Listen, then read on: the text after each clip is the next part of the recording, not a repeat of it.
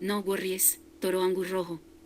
Este toro pertenece a la raza Angus rojo. La fecha de nacimiento fue el 31 de enero del año 2014. Su criador es Ludvigsen Stock Farm, IA.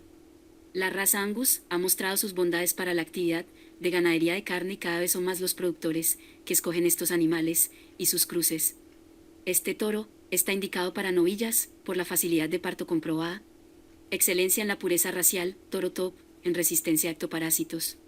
El padre de este toro es Brown JYJ Redemption y 1334 y la madre es LSF Crystal R5154 X0105.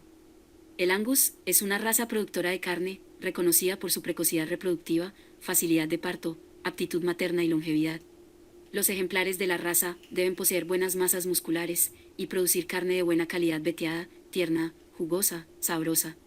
Deben ser voluminosos, de buena profundidad y con un buen balance o armonía de conjunto.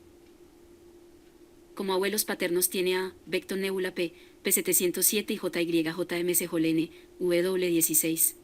Como abuelos maternos tiene a LSF Jove Spectation 6034S y LSF Cristal A394, R5154. Si quieres adquirir la genética de este toro, en la descripción del video te dejaremos el contacto del distribuidor autorizado.